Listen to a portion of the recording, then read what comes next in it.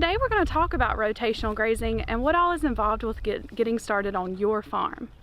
The materials that are needed are temporary fencing materials, so post and poly wire, poly tape, and also a way to electrify your fence if you do not already have electric fence. You also need a grazing stick, or you can simply use a yardstick to be able to measure the grass height so you know when to start and stop grazing. You also need to make sure that you can provide minerals, water, and shade in each paddock whenever you're doing rotational grazing. The basic principle behind rotational grazing is to start grazing when the grass is ready and to stop when the grass is 3 to 4 inches or so in height so that it has enough leaf area to photosynthesize and regrow, therefore to avoid overgrazing. And so once they have grazed the grass down, you then move them to the next paddock to allow the first paddock to rest and regrow, and you continue throughout however many paddocks that you're able to set up on your farm.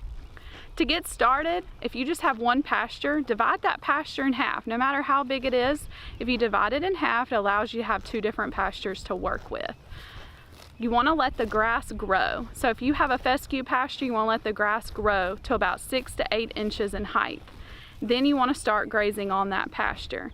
You want to take your grazing stick out into the pasture and you have to walk it to see how high the grass is before you start grazing. So when you turn the animals out there, they could graze for a few days, they could graze for a few weeks. It depends on the size of the paddock, how many animals that you have, and the growing season that we're in. So that's why it's so important to have a grazing stick or a yardstick to be able to measure that grass height. You want to stop grazing fescue pastures around 3 to 4 inches in height, and that's when you would rotate them to the next paddock and allow that first paddock to rest and regrow.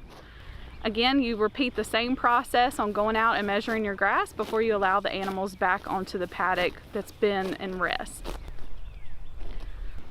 Some of the added benefits that you get to rotational grazing is more uniformed grazing. So therefore the grass is able to compete with weeds, the animals are not overgrazing certain spots, and you have more even distribution of manure as well. Those are the basic principles of rotational grazing. I hope you can go out and give it a try on your farm today.